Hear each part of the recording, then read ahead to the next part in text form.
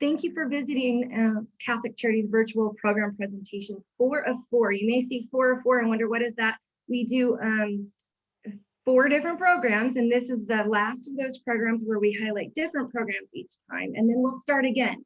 So you don't need to worry if you've missed 1 through 3. We'll give you another opportunity to attend those as well. I'm Shannon Hill, the Volunteer and Community Engagement Coordinator.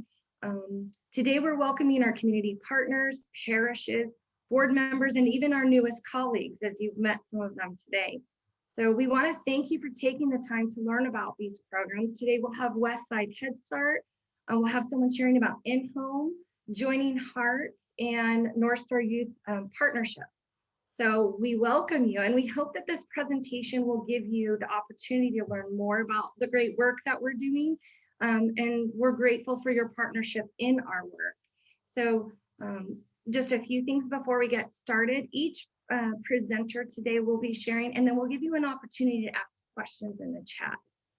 Feel free to reach out to Emily if you want to ask your question privately, and she will share that with our presenters when given the right time. So I do want to start us today with beginning us in prayer.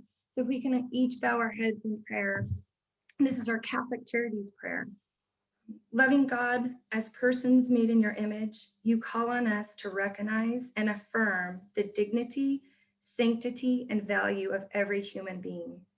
And like the Good Samaritan, you invite us to encounter you in the mystery of each person we meet, especially those who are poor or marginalized. We thank you for the blessings you have bestowed on so many of our community's most vulnerable through the love and service of this faith-based agency. We ask you to bless its dedicated team members, volunteers, and supporters, and all who contribute with gratitude to its mission. Bless especially each of those individuals and families who turn to Catholic Charities in their hour of greatest need. Empower Catholic Charities to embrace them where they are and to help them find hope to become who they are meant to be, so that individuals grow, families thrive, and communities flourish. We ask all of this through Christ our Lord. Amen. Thank you. So today this presentation is brought to you by the Volunteer Parish and Community Engagement Team. This team works behind the scenes to bring awareness to the community and invite them to engage. We're here to assist you, and if you would like to contact any one of us you see here on the screen, feel free to do so. We can help you with things like materials or answer any additional questions you may have. We might connect you if you're interested in volunteering, or even if you might need a speaker to join your program or your agency. So feel free, if you want to connect to our programs, or even if you have questions later about these programs, just let any one of us know. And so I wanted to share a little bit about our Champion Volunteer program. So what is the Champion Volunteers? Champion Volunteers are exactly what they do is they learn about what we do and they just share it with others. They help increase awareness in their communities. So this happens most often in our parishes, where they help provide some of these materials that we'll be sharing with you. They answer any questions that you may have, but this could also happen in your church. This could happen in your school, your business, and social groups. The hope is that the community becomes aware of all these valuable programs and services available through Catholic Charities. So if you or someone you know would like to become a champion in your community, reach out to a member of our team and we will get you connected, and we'll give you some training so that you'll be able to confidently connect your community to Catholic Charities. So we do look forward to doing that. It's a great opportunity to build relationships with each other as you're connecting and referring people to Catholic Charities. So we look forward to anybody who might be interested in doing that. So we do have materials, as I mentioned before, and you'll see that little business size card on the screen. We call those outreach cards, and they're handy to have in your car, your purse, in case you encounter someone in the community who's experiencing a crisis. It's great because it has a toll-free number on it, and it has specific connections to domestic abuse, unexpected pregnancy, veterans crisis line, and if they need shelter. But we really want those that are experiencing these crises to know that they're not alone, that there is someone that they can talk to get help. So if you are interested in having those, we can get that material mailed to you, and you can stick a little bundle in your purse in case someone may need some of the contacts on that card. We also have a Central Arizona and Northern Arizona brochure, and these brochures list all the services in our program that we provide. So I thought I'd show you a little bit inside of one of these brochures. You can see it lists each of our programs and a little bit of information about those programs, and how then on the back you could connect to even some areas where those programs are. So it's a handy pamphlet to have. And if any of your programs would like to have these materials, just reach out to us and we will get that information to you. They're just great to have in your office, car, or what have you. We have one for Northern and Central programs. That's a little bit of what Bethany helps us with as well. So every month we have this great opportunity to educate our community on programs and the services that we provide. So we wanted to let you know what's coming up next. So the next thing that we have is, did you know May is Mental Health Awareness Month?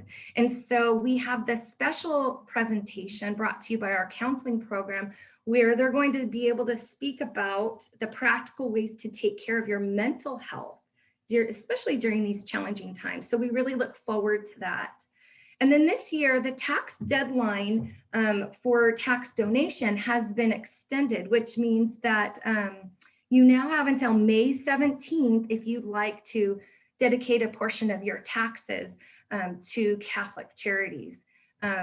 Emily Joy is going to be sharing about what this program is and how you could take advantage of this program at the end of the presentation. So we look forward to that. And then we have the Joining Hearts Adoption Orientation, May 18th. And I'm sure that we'll be able to hear from Jennifer a little bit more about that. And then our next agency overview. Agency overview is going to be May 21st. And it is a little bit different than this presentation, as it will give you an overview of each and every one of our programs in 1 hour's time. So it will be a lot of information, and you'll get to see just a quick overview of where these programs are and what these programs are all about. So we look forward to that again.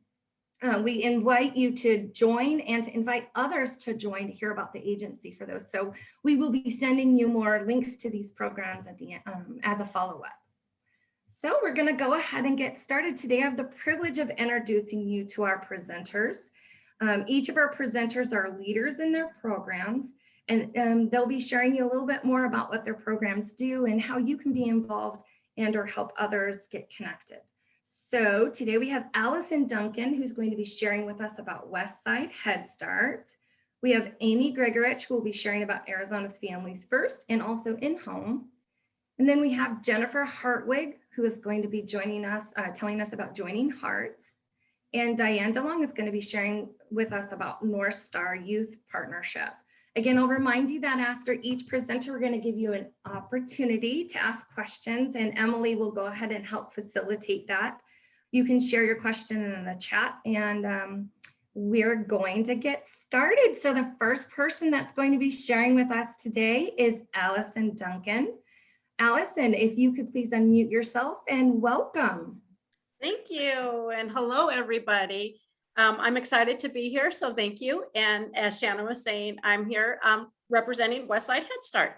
And so our Head Start program, we are, for those of you who don't know, we serve the far West Valley. So we have classrooms from Glendale all the way to Tonopah, including Peoria, Buckeye, etc. And we serve in Tolleson, and we serve 14 school districts. And so that's a pretty big wide area. But our funded enrollment is 881. So 86 of those kiddos are a home-based program. 72 of those kiddos for our early Head Start are center-based, and those are ages 1 to 3. And then our Head Start kiddos, those ages are 3 to 5, and we serve 723 of those kiddos in that age range.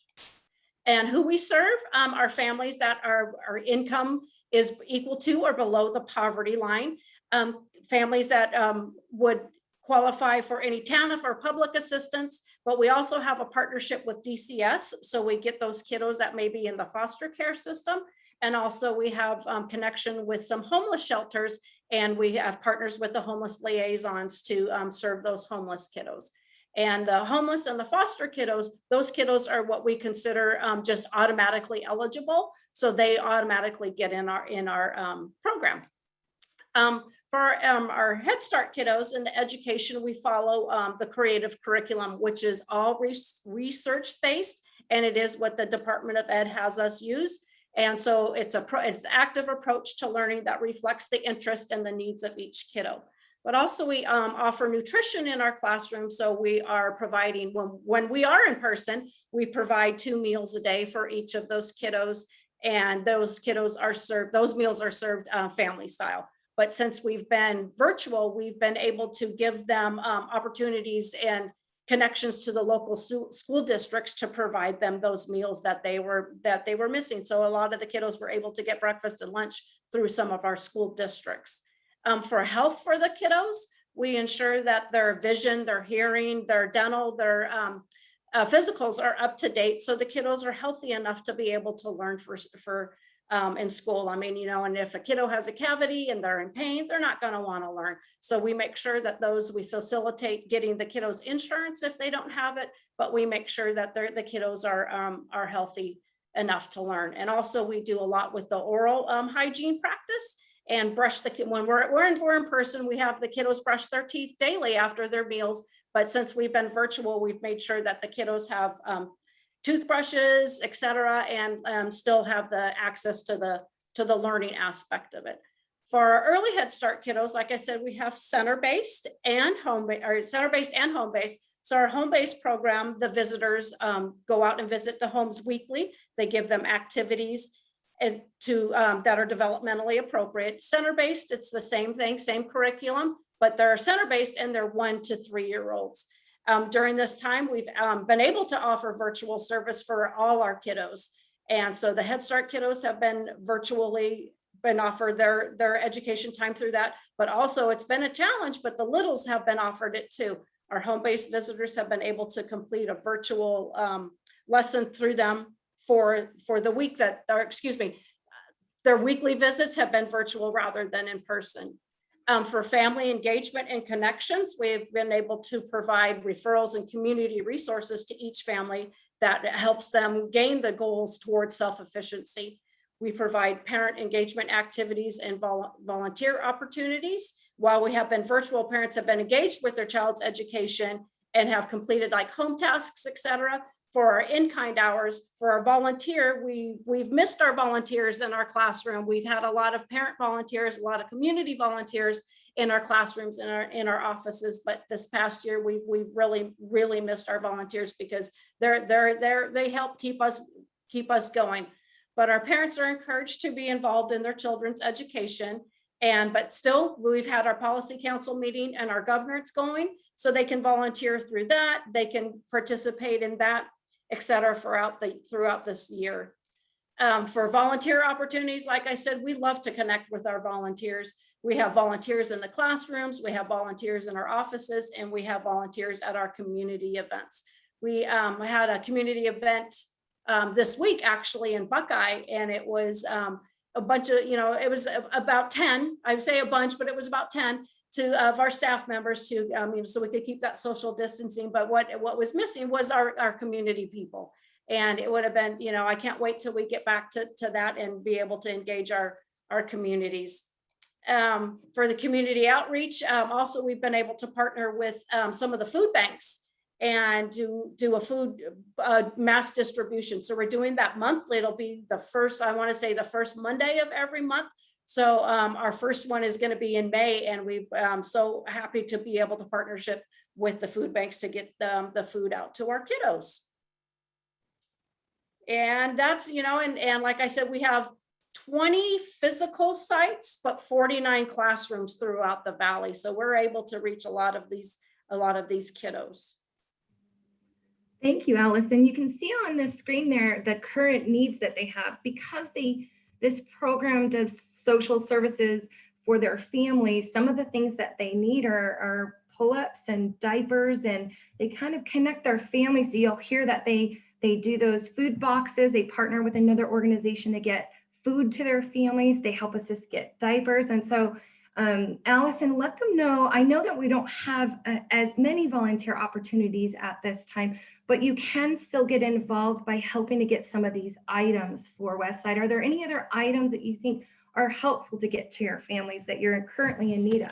Well, what we've been doing throughout the year, and we get our, we have funding, but what we've been doing throughout the year is making sure the kiddos have what they need to learn at home. So we've been sending supplies home, like sensory items like Play-Doh, but also we've been sending crayons home. We've been sending scissors home, etc. String beads, anything that is like a fine motor activity, we've been sending home. So if there's anything like that, we would greatly appreciate it, especially like the Play-Doh, because that's a good sensory, it's a good motor strengthening. Scissors, safety scissors, as like you said, the pull-ups, but also some of the wipes for our kiddos. And one of the populations that we do serve is pregnant women. And then once those babies are born, then the babies are enrolled in our our home-based program. So we provide them diapers and wipes. So that would be awesome too. And you're currently taking enrollment for next year? Yes, we're actively enrolling for next year. We do have a website that we can go on. I'm still in the process of updating that, but we do have 3 area offices that take applications via Zoom. They've been doing applications, which I got to give those ladies many kudos for doing applications online, via telephone, via Zoom, whatever it takes to get those applications in. But yes, we are taking applications for next year. Well, that's great. So as you've heard what Allison has shared, feel free to put your questions in the chat. We're going to watch a quick video of what's been going on in their classrooms. So while we're doing that, you can put your questions in the chat.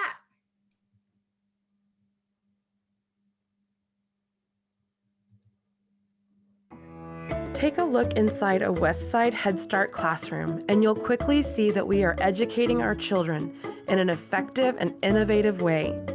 It's much more than the content of the curriculum that is important. Critical areas of focus, like relationships and routines, are all intended to create a safe and welcoming environment where a child can grow. When a child is dropped off in the morning, the child and the parent both walk in to greet the teacher. This simple interaction allows parents to communicate how the child's morning is going, or any other circumstances that may impact the day. Parents will even share positive achievements they are seeing at home because of Head Start. Simple tasks like washing hands, gathering utensils, and serving their own food help to develop fine and gross motor skills while establishing healthy eating habits. Predictable routines and structure allow a child to feel safe in the classroom. The space is intentionally designed for quick and smooth transitions from one activity to the next, causing less interruption and confusion for the child. Less interruption means less anxiety, and less anxiety means more capacity for learning. A variety of spaces for learning and play are in a Head Start classroom. Children are encouraged to choose the station where they will start their day. Classrooms also have designated space for a child to regulate and talk about their emotions. Children are taught how to recognize their own feelings, manage their own behaviors, and have empathy for others, leading to healthier relationships and responsible decision-making. Not only are these skills needed to stay focused in school, but they're also necessary for the development of a healthy and balanced individual. These are just a few examples of what makes a Westside Head Start classroom different. Everything here serves an important purpose: to prepare a child for a lifelong love of learning.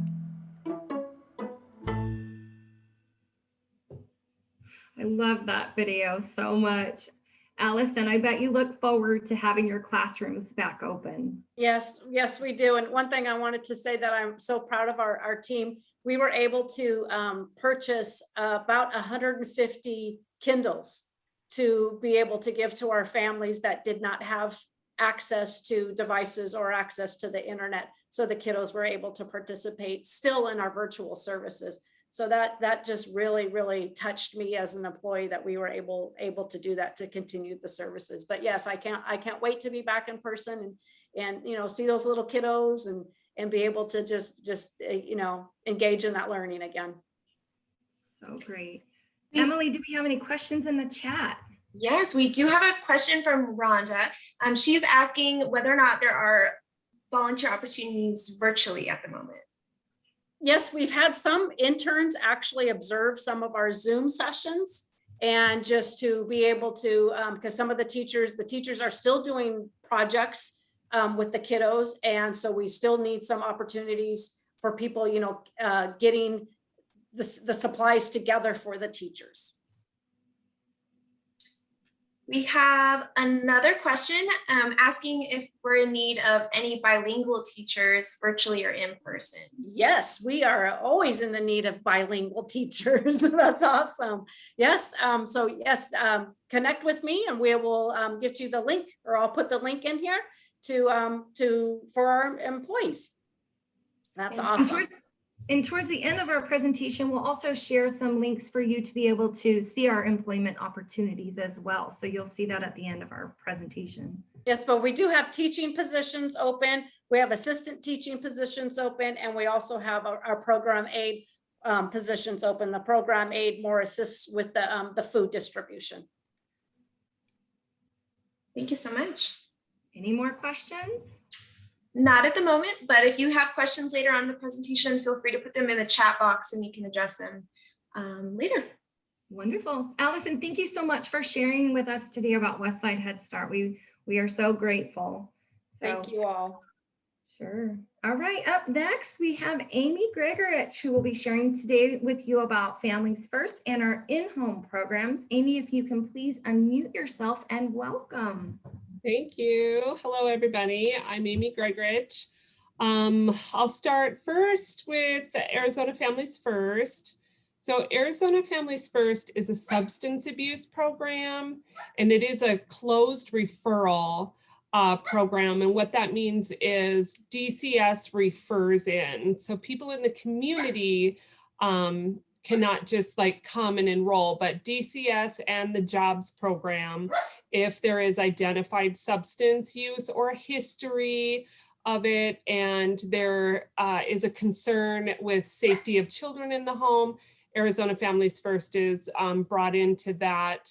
And we work with the families first, obviously, because we are a substance abuse program. Our main goal is to link them up with our treatment centers and our counseling so that we can get an assessment, see what we're working with, and just really get them into the whether it's inpatient, maybe, or it's outpatient, depending on the level of their use. So we provide them with all those resources. We work with probation and drug court. So we're really linked up to anybody that's involved with this client. AFF becomes part of that team. And our overall goal is to get the family stable so that they can be sober and have a safe home environment, and then the children can be reunified. Because most of the AFF referrals that we get, the children are removed for the substantiated substance abuse in the home. So we will work with the DCS office and everybody so that we can get the children home. That's our main goal. So in-home also is, it's a separate program from AFF, but what's interesting is AFF and in-home can be working with the same family at the same time, because if DCS feels that in-home services will be able to keep the children in the home, then they'll bring in-home services in so the child can stay in the home. And then they'll bring AFF in so that we can also address the substance use while keeping the whole family together. So AFF works with a lot of people on one client. Do you want me just to move into in-home, or do you want questions on AFF?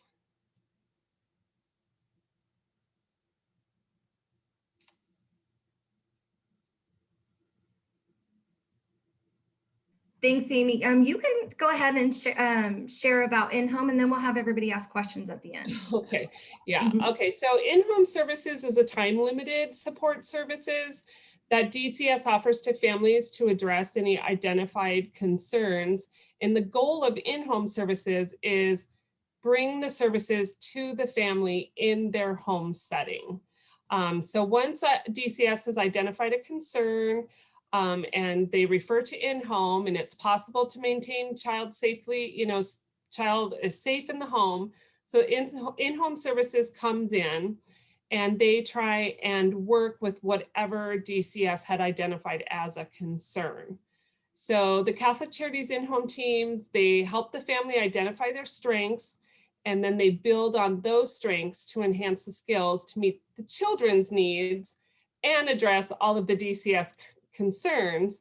And it's done by a really unique action plan and goals that are specific to each family. It could be family counseling, it could be helping them work on communication as a home unit, building a relationship. Maybe they have teenagers, and we've all kind of, maybe some of us have been here, and it's like, our teenagers, we just kind of disconnect from them sometimes. And so it becomes a problem. They work on managing stress, building coping skills, and again, that intertwines with AFF and the substance, because if we're all in there working on coping skills, we're hoping to prevent a relapse, teach them about child development, parenting skills, and it's really building them resources within their community, because self-advocacy is very, very important, because it is a time-limited support service. So it's very easy for us to come in and want to fix everything and stay there and be their person, but eventually we're gonna leave. And so we want to make sure that they know who they can reach out to, what is available for them in their area. Especially out here in Mojave, we have some limited resources, so we really want to connect them with that. And any other topics that DCS has concerns, the in-home provider team will work that in, educational pieces on budgeting or home management, things like that. And it's a very unique, there is no particular curriculum specific to each family. There is a set curriculum, but you may have to really build it, because we know that not all families are the same and their needs are not all the same. So the in-home team is very creative at bringing the services in and really giving the parents an opportunity to identify the skill, build on it, and have a very safe, stable home environment. Thanks, Amy. That's I also wanted to mention too, Amy, if you see in the corner of this screen, that little circle with the map of Arizona, that will show you where those services are provided. And so you can see that in-home is in central and also in northern. You can imagine northern programs are much more widespread out. And Amy works with a lot of those programs in the north. And so thank you, Amy. What are some of the current needs that your programs has? I know if you're resourcing and helping families, I'm sure that they have a lot of things that would be helpful for them. Yeah, so we're always for both in-home and AFF, because we are trying to build the family unit. Board games are always good, because both programs, we're trying to teach a family how to to like exist together, and board games is really a great way, because if it's done in a visit, we can see like, is there a disconnect issue? So board games are very useful in the in-home program. Books, because reading and being able to connect, and just the education piece. So we're always looking for books, coloring books and crayons, and just things that, that a mom or a dad can bring into a visit and connect and build something with. So that's really it. Paper, coloring books, reading books. I have another question. If we want to go ahead and ask it. How many families are served at one time in each of these programs? Oh boy, they're big programs. I'm going to have to stick to my Mojave County because that's what I know. But in the AFF program right now in Mojave County alone, we have probably 100 individuals that we're serving. An average caseload for a case manager, we'd like to keep it at 25, but we've seen them in the 50s. You know, so that's kind of a lot, but it's Mojave County, it's not a secret. We have a very serious drug problem here in Mojave County, as I'm sure everybody does, but I do believe Mojave County is still ranking #1 for the opioid overdose. So we're very busy out here. Great. Thank you so much, Amy, for all your hard work. Yeah. That's wonderful. Thank you, Amy. Now, what about volunteer opportunities for these programs? So volunteer opportunities for AFF and in-home can be a little bit of a struggle because of our contracts and our programs. You know, we're heavy on confidentiality. We're dealing with some really confidential information, fingerprint clearance cards, DCS, background checks. So volunteering right now, like in the field, is a little difficult, but there might be other ways that we could come up with something. Great. I think what I love about this program is that our goal at Catholic Charities is to keep a family together if at all possible. And I love that this program works to equip families to be able to do that. And so thank you, Amy, so much for sharing with us. Does anybody else have any more questions about in-home or Arizona's Families First? I have another question in the group chat. They're asking if there is a time limit for participation within your program. Well, so in-home services, with it being time limited, there's always extensions if a family is still struggling. So I don't know if I can specifically on in-home give you an answer right now, because there's always the opportunity to get an extension if we needed to work longer with the family on something. Now, AFF, we've had people in AFF for 2 to 3 years. And the reason why that happens is because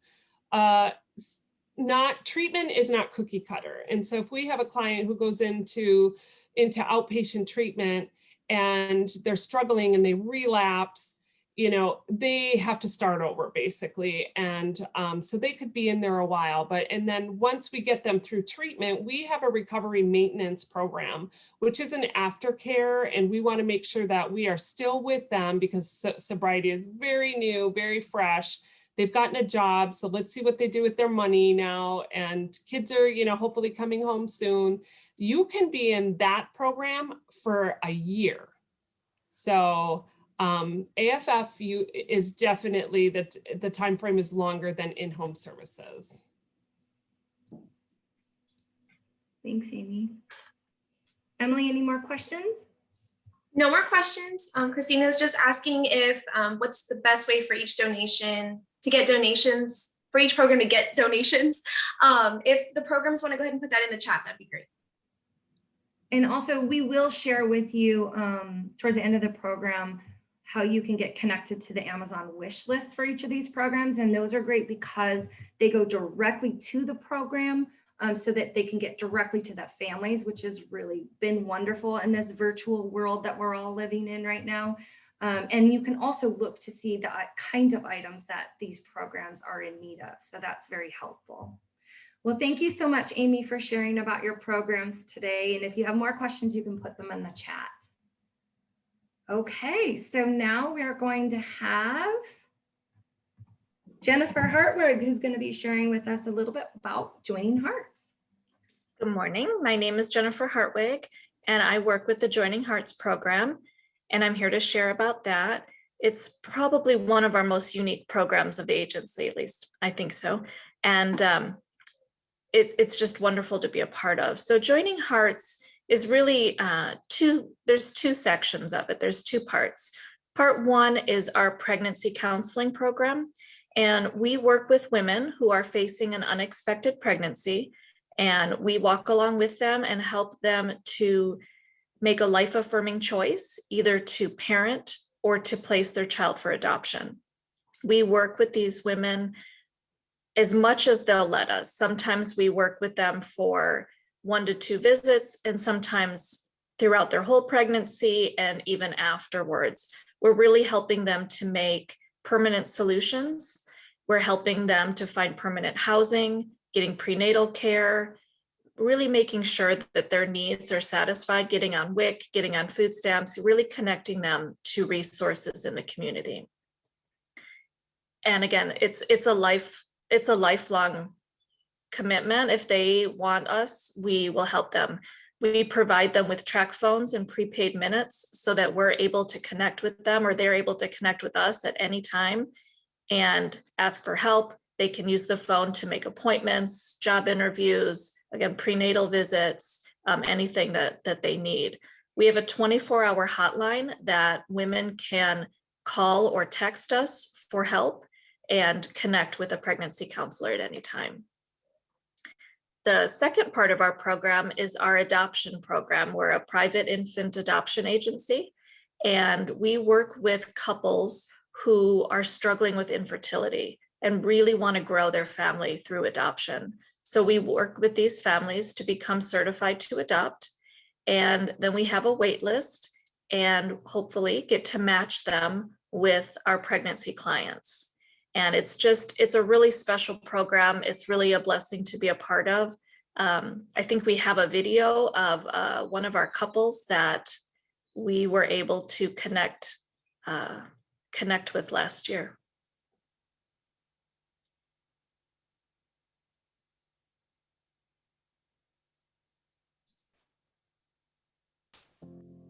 Here it is. David and Marley know what it's like to put their faith in something outside of their control. Just 8 months before their wedding, David was diagnosed with leukemia. Despite cancer and the devastating effects of chemotherapy, they had hope. In November of 2017, they were married. 1 month after that, David was in remission. They enjoyed life as newlyweds, but in the back of their mind, they always thought about starting a family. They knew having biological children would be unlikely after chemo. In January 2019, they took their first step toward infant adoption and attended a Joining Hearts information session. In October 2019, they were officially certified to adopt. As people of faith, they knew God was directing their steps. They did their best to embrace the uncertainty. They didn't know how long it would take or how many times they would face disappointment. They longed to be parents, but knew it was completely out of their control. All they could do was wait and hope and trust that God had a plan for them. One Sunday in mid-March, David and Marley got a call from Joining Hearts. There was a placement opportunity for a baby girl who had already been born. They knew in their hearts this was their daughter, the one God had intended for them. They arrived at the hospital, but they weren't expecting security and COVID-19 precautions. It was still in the first few days of the pandemic. They walked in and said, "We are here to get our daughter." Marley and David met the Joining Hearts team in the cafeteria to sign papers. Then finally, the moment they had been hoping for had come. They went to the nursery to meet their daughter. The baby was placed in a bassinet and wheeled into a room to meet her parents. Marley held her for the first time. David and Marley looked at each other, then they looked at their daughter. They had been undecided but knew in an instant. Her name is Amelia. The longing, the heartache, and the joyful anticipation had all been worth it. They were a family. The next day, Amelia was released and went home with her mom and dad. Because of the pandemic, both Marley and David were able to work from home and be there for Amelia. They cherish every moment with their daughter. They get to witness and celebrate every beautiful milestone together. In November 2020, Amelia's adoption was finalized. Amelia will grow up knowing she was prayed for, she is loved, and she is with her forever family.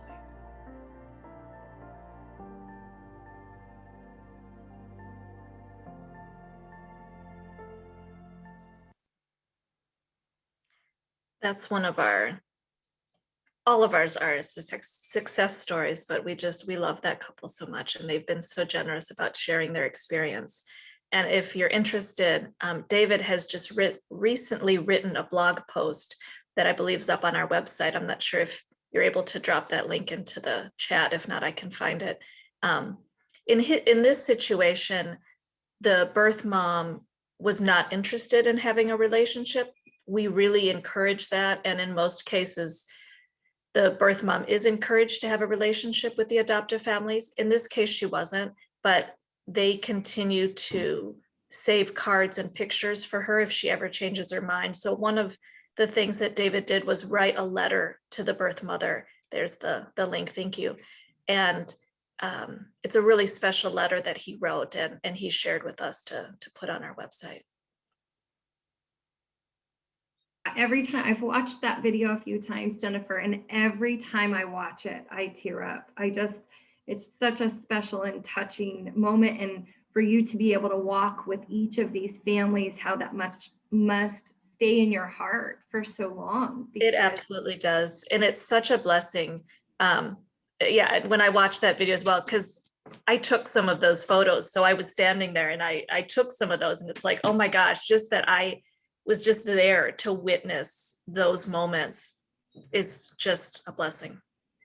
And I'm going to share a little story about your program. This a little bit more about the foster care, but I was sitting in a doctor's office and someone saw my Catholic Charities badge and they said, oh my goodness, you work at Catholic Charities. We did our foster care through Catholic Charities. And it had been 8-9 years, and they had such fondness for those that walked with them through the process and provided the support that you do. And one of the things I love about joining Hearts is how you continue to give support to those who have decided to give their babies up for adoption, that's not the end of their story, that you continue with them. And so tell everybody a little bit more about how that works.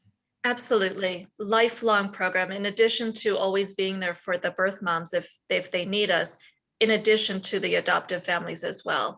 It's a lifelong commitment that we make with them. So we will always be here. If Marley and David come back and have questions, we'll absolutely support them and refer them to whatever kind of needs that they have. And we also, like in this case, the birth mom was not interested in having a relationship, but we still save letters and pictures and cards, and we'll continue to do that for her. So if she ever changes her mind throughout the years, she can come back to us and we'll still have that information for her and those pictures for her. So yeah, and also we've been around since 1934, and this is one of the signature programs of the agency. So if families 50 years from now want to come back and make connections or look for their adoptive families or vice versa, we have that information. We'll save the information forever, and we help facilitate those meetings. And we saw at the beginning of the presentation that you have an upcoming presentation for adoption. Tell us a little bit about those presentations and who we might refer to for those presentations. Absolutely. On May 18th, I believe, that's May 18th, we'll have an information session for adoptive families. So any couples that just want to get some more information about what private adoption looks like, specifically private infant adoption, they're welcome to come. It is on Zoom. So we have these Zoom virtual orientations, and they can come and learn about the program and the steps it takes to become certified, and just a little bit more about what our program's like. Well, thank you, Jennifer. Emily, can you share with us the questions in the chat? Yeah, we have a couple questions here in the chat. The first one is, does a woman have to know if she plans to parent or to make an adoption plan to work with you? So absolutely not. There is no pressure either way. We are going to walk with her through making those decisions. And if she changes her mind and she decides to parent, and she decides along the way that maybe she's just not at that place and she wants to make an adoption plan, we will do that. She can come to us saying she wants to make an adoption plan, and she can always change her mind and decide to parent her child. Even up to 72 hours after birth, she can always change her mind, and there's no pressure either way. We will support her. Amazing. And the father. Amazing. We have another question as well. It's in reference to referrals. So does pregnancy support include calling a woman who's been recommended by a friend, but the woman has not called Catholic Charities herself? Yes, we will take those referrals. Of course, this is a voluntary program. We can reach out to family and friends or people maybe that others have concerns about, and we can reach out and call. And if they're willing to enter into services, absolutely, we will make that connection. Right now, we are partnering with many of the parishes in the Valley of the Phoenix Diocese. They're starting a program called Walking with Moms in Need, and we're definitely partnering with them. That's kind of our target population as well. And we're absolutely, if there's any referrals in the community or any people that you think that would need our program, we do have that information to pass along. That's all the questions we have. Jennifer, I think I recalled in one of the other presentations that there was even one time a father of that his daughter was pregnant, and the father reached out to you as well. And that was a great success story. Absolutely. I would say maybe twice last year, we had fathers call and ask us to reach out to their daughters that were facing, again, unexpected pregnancies and needed that support. Absolutely. And share with us, Jennifer, the kinds of items that you think would be helpful for those in your program and any volunteer opportunities that might be available for joining Hearts. I think the items that we use the most for our pregnancy counselors, pregnancy women, are bus passes, light rail passes, and then our track phones and those minutes that we use because we provide those to everyone. So that's probably the donations that we need the most of. And in terms of volunteer service, the biggest thing that we need in the community is kind of just spreading the word. We're a small but mighty little team, and the most that we can get our information into the hands of women that really are struggling and really in crisis that need us, that's probably the biggest need that we have for volunteering. So if you want to take information to your parish or your church or your community center, we have lots of either little business size cards, or we have posters that we put into women's bathrooms, or just around. We make sometimes a little pro-life corner in a church, and we can provide that information out. Thank you. Any more questions, Emily? Okay, great. Thank you, Jennifer, so much for sharing about joining Hearts today. And again, we'll share more information of how you can get those items to joining Hearts at the end of the program. Okay, up next, we have Diane DeLong, who's going to share with us a little bit about North Star Youth Partnership. Diane, if you could please unmute yourself, and welcome. Hi, everyone. Helping youth to be successful and cultivating a positive environment in their schools and communities is at the heart of North Star Youth Partnership. For several years, we have invited motivational speaker Tori Gant to Arizona to present to our youth. He is a highly energetic and dynamic individual. He began an assembly in Baghdad by asking the students about their truest riches. What were they? Students consistently responded with family and friends, the people in their lives. He then proceeded to take a $100 bill and asked the students how much it was worth. They looked puzzled and was like, $100. Then he said, if I fold it in half, how much is it worth? Would you still want it? They said yes. He then asked if he had $100 bills for all of them, would they take it? Of course, they said yes. He then reiterated that the $100 bill was his and they weren't getting any. Next, he took the bill and he crumpled it and threw it to the ground and asked the same questions. Yes, the value was still $100 and they would still take it. Finally, he took the bill, he held it up, and it looked as if he was starting to tear it. And the students yelled out, "No, don't do it." He said, "Wait, you're willing to fight for this $100 bill that doesn't even belong to you? You still see its value, even though it's been folded and crumpled and thrown on the ground. Then why would you not reach out to the student who was being bullied? Why would you ignore someone else's value? Why wouldn't you scream at the top of your lungs, 'No'?" The auditorium was silent. Sometimes what we see on the outside isn't what's on the inside. A teen may look like they have it together on the outside, but are hurting on the inside. Our North Star programs reach out to help youth see their value, their worth, strengthen their skills and confidence. We do this through a variety of after-school leadership and mentoring programs, health education, and special events like Girls in Sports Day that teaches girls about a variety of sports and empowers them to make positive choices and live healthy lives. Priceless Prom is a fun event we do in the spring and distribute free prom attire to teens. And Teen Maze, our life-size game board event that teaches teens about choices and consequences and the importance of making healthy decisions. We're proud of our program and the work being done by our staff in both Yavapai and Maricopa counties over the past 24 years. Our philosophy is rather than fixing teens' problems, we must nurture their potential.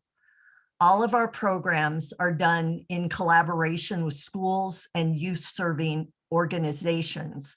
This provides a framework for success. This allows for better program implementation and prevents duplication of services. Here's a quick summary of our regular programs. We reach the largest number of youth in our sexual risk avoidance education classes in Maricopa County public, charter, and private schools. We see about 4,000 students each year. This educational program involves youth in discussions regarding healthy relationships, goal setting, decision-making, setting boundaries, sexually transmitted diseases, teen pregnancy, risks of non-marital sexual activity, and avoidance of risk-taking behaviors. We use 2 evidence-based curriculums that offer education for different grade levels in middle and high school. However, the information in each of these programs is presented in a manner that is age appropriate and maximizes learning for students given their stage of development.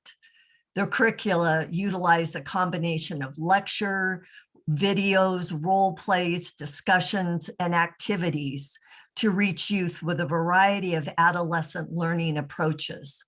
All lessons are inclusive, medically accurate, and parent permission is required.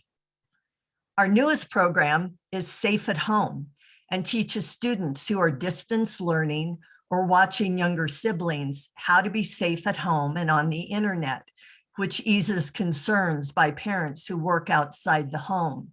This 90-minute online program is designed for students in 4th and 5th grades and teaches them how to practice safe habits, how to prevent unsafe situations, and what to do when faced with dangers such as power failures or weather emergencies. Students also learn a system to help them assess and respond to injuries. Staying home alone is a big developmental milestone, and all preteens need maturity and confidence to take on that responsibility. Teens Closet is a new addition to North Star in 2020 but not new to the Prescott community. It was actually started by one of our staff members, Crystal Coons, 10 years ago. Many teens struggle to fit in with their peers and lack confidence and self-worth. Something as simple as having new, clean clothing can make a difference and help them feel better. Teens Closet serves teens in Prescott and the surrounding area who are in financial need. They can shop for free and choose clothing items they need. Teens Closet fills an important gap in services by providing clothing as well as skill building to teens. Support skills range from goal setting, connecting teens to part-time jobs, job interview tips, and resume writing, all to help shape a bright future for teens and break the cycle of poverty. Thanks to Prescott Unified School District, Teens Closet is now located on the Taylor Hicks campus in Prescott. We are open by appointment, and the phone number is 928-379-1667. We also have a goal of starting a mini Teens Closet in Maricopa County in this next year. Girl Talk is an after-school mentoring program where high school and college girls provide weekly positive mentoring and impactful lessons to middle school girls to increase a sense of belonging and acceptance. We have Girl Talk sites in Prescott, Prescott Valley, Chino Valley, and due to COVID, we are currently running this program virtually to include all girls that would like to participate. Their program and activity supplies are delivered straight to their home. I think we've all had to be very imaginative this year due to COVID and still deliver quality service. And this is a way we've been able to continue Girl Talk. North Star has been a registered safe sitter site, always try and say that 3 times fast, since 2015. And similar to Safe at Home, this program provides hands-on life-saving training for teens who are babysitting or watching younger siblings. It gives the students the confidence to handle any situation, from how to ask the right questions of a potential employer, all the way to first aid, CPR, and rescue skills. Our peer assistance and leadership, PAL, program focuses on the potential of youth to become community resources and catalysts for change. It's a national evidence-based program that differs from other youth leadership programs by focusing on the concept of peer helping, where students serve as resources to provide a variety of need-based services to their schools, communities, and beyond. We have program sites in both Yavapai and Maricopa counties. PAL participants also work on service projects that have included help for veterans and those experiencing homelessness, as well as peer substance abuse education, a special needs prom, anti-bullying projects, and so much more. Each spring, we also award the Grant McKee and Robert Caldwell Service and Leadership Scholarship to PAL seniors. Grant was one of our most cherished PAL students who died in the Yarnell fire in 2013, along with his cousin, Robert Caldwell. It was a devastating time for our community, our state, and I know you all remember that. We established a PAL scholarship in their name in 2014. To date, we have given almost $93,000 in scholarships to 58 deserving teens. And next month, we're going to add to that total. Our Baby Ready or Not program gives teens in Yavapai and Maricopa counties a glimpse of the demands of caring for a baby, excuse me, by taking care of a lifelike infant simulator for a weekend, 24/7. excuse me, allergies, can we all relate? During this time, they attend to the needs of their baby, soothing, feeding, changing diapers, etc. The simulators record the students' responses throughout the program, and they receive a printout at the end of the program that rates their responsiveness and parenting skills. Students tend to be very excited to begin the program and more excited to give them back at the end of the 2 days. Thank you for the opportunity to share our program with you. And thank you all for the interest you are showing and caring about the many wonderful programs in our agency.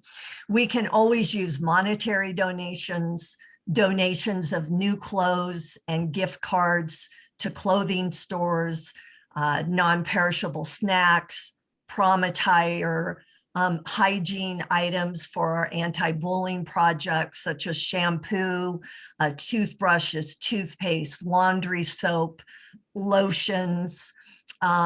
All of our special events have volunteer opportunities that we hope in this next year we will be able to have again as COVID gets a little bit more under control. We can also have guest speakers come into our PAL and Girl Talk programs and speak on a variety of different topics that would be beneficial to the students. And our Safe Sitter program can also use volunteers as well. So again, thank you for this opportunity to share North Star Youth Partnership with all of you. Thank you. Thanks, Diane. You can see why it's a partnership with as many of those mini programs within one program that they meet the needs of so many youth in their area, including Central. So you can see that that's in Yavapai and Central, Maricopa. Diane, I'm going to try to share this. Let's see if it'll work. Let's see, I think it's switching. Can you all see the Teens Closet right here? So this is a fun thing to share with you, and maybe even Diane or Bethany, you can share about this teen that was helped with Teens Closet. But this is our blog, and I thought it would be great for you to see, not to hear a little bit about this story, but also to see that we have blogs. And they've been referenced for you to kind of see the categories. If you want to hear what's going on in any of these programs, you can. But Diane, tell us a little bit about this story. I'm going to have Bethany. My voice is giving out a little bit. I need something to drink. Sure, no problem. All right, everybody. So this is a story about Beth. Now, Beth is a teen in Chino Valley. And I did a story on her. And so she is just one of those people that has so much resilience and just really, really inspired me. She struggles with autism. She was hit by a drunk driver in high school. And she transcended all of this to become so involved in the community.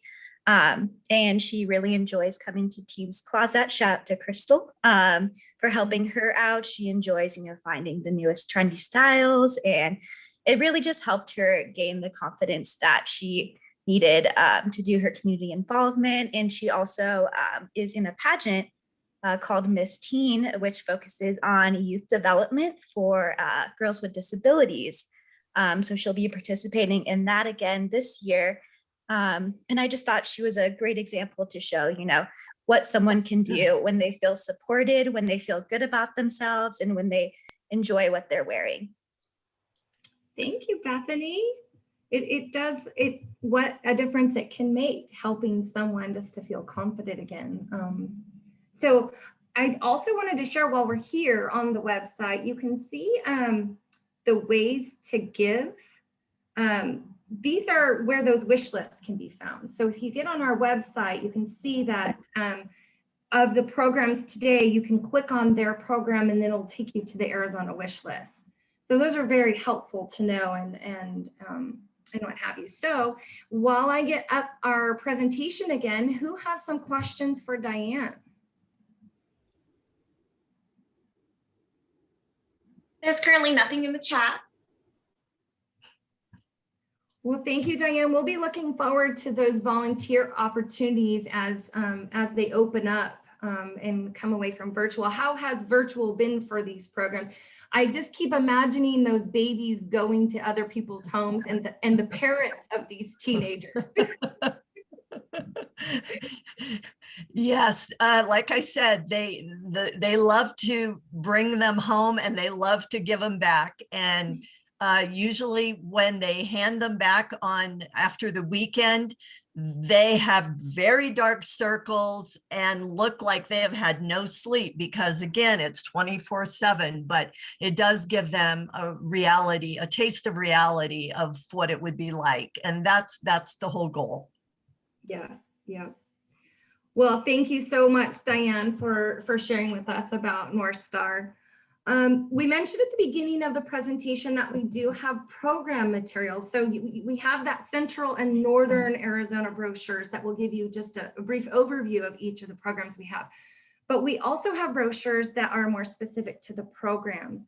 So if you ever feel like you need or would like to have some more information about specifically about the programs that we mentioned today, you can have those mailed to you. So reach out to us after we give you our follow-up, and you can hand those out to parishioners, community members, or even your family members that you know might need help with some of these things. So if you're interested in partnering with us, reach out and we'll get these printed materials sent to your family or to your home.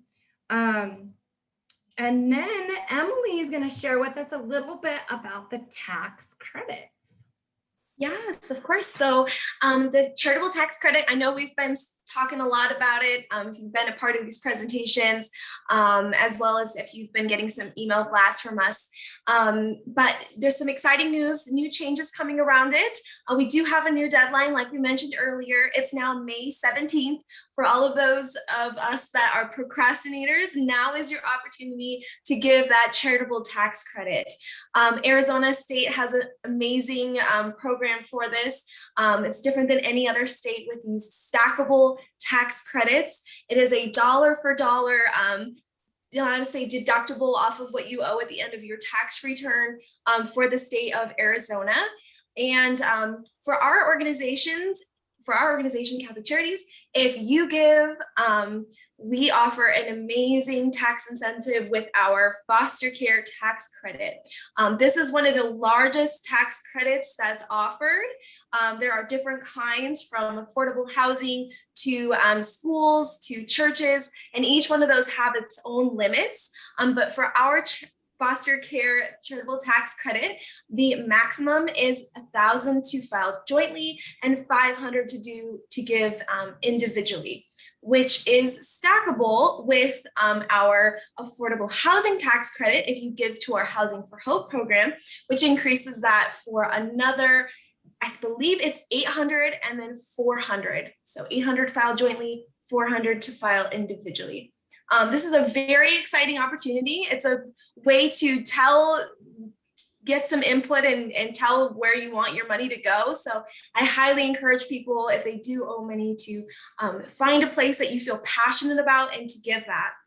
You can give to us, and you can, if you've already given to a school, if you've already given to your church, you can stack those again. So you can just give to them and then you give some to us, and we'll give you a nice little receipt and you can file that with your taxes. It's a really great opportunity, and there's a lot of intricate things that go along with that. So we are not certified accountants, but we can give you some resources as to what that would look like when you do give to us. But I definitely recommend talking to your own CPA regarding that. But yeah, there's some great resources on our website. I will post our website link so you can see how that would work. And there's some more information on there as well with brochures that you can pass out to family and friends if you know other people that are still procrastinating, and you can share the information and help us out. I think it's great that they extended the deadline. Now we can all procrastinate just a little bit more. It's fun to know that not very many states do this tax credit. And so if you're from another state, you would have to check in with your state, but Arizona does. And so this is a really wonderful opportunity for us to be able to designate where we want our tax dollars to go, which is really an incredible opportunity. So thanks, Emily, for sharing that with us. So our call to action for today, what we'd like to see the next steps. So if you know someone in need of services, please refer them. We like to be the agency of choice. And so if you know somebody out there in need, you can refer them to this 1-800 toll-free number, and or have them visit our Catholic Charities website so that they could get the services. Or even if you're not sure if we have services, reach out to that number and we can connect you to the services that we have, or even to someone else that we know might be able to help. The other thing we'd like for you to do is consider looking at those Amazon wish lists and donate to these programs that need these items. Like I said, they go directly to the program and they get out immediately to those that they're serving in their program. So that's a wonderful opportunity. While some volunteer opportunities have been paused because we're social distancing, we do have some volunteer opportunities where you could even write thank you cards to encourage all of these program leaders that have been working to become creative during this time. So reach out to us because we do have virtual volunteer opportunities as well. And then, as we mentioned during our presentation, if you'd like to join our team, you can do so at that link. We will be sharing these with you in a follow-up email. And you do have those links that they shared for Westside Head Start, who is looking for, have some employment opportunities available. We'd like for you to come and join our team. I love working at Catholic Charities, and I know you will too.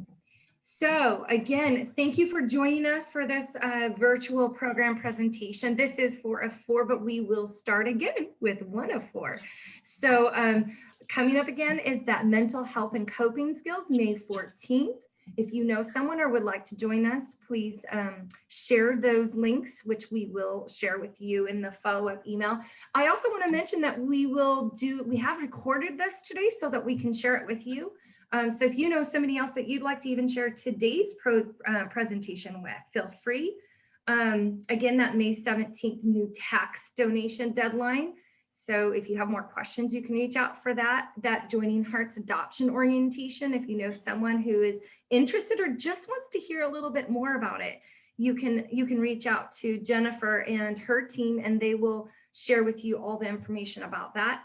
And then again, join us to hear even more of our programs for the agency overview on May 21st. So we'll quickly go through all of those programs. We've included those. We do have social media. Many of those blogs that are also on our website, we put on our social media so people can get to see what those stories of inspiration of those that have been in crisis that are now thriving. We want you to see that. We want you to join with us in the joy that these folks are getting to experience because they've reached out and allowed us to walk with them in their lives. We want them to go from crisis and into thriving. And so that is our goal in our agency, is to help those go from crisis to thriving. Thank you so much for joining us.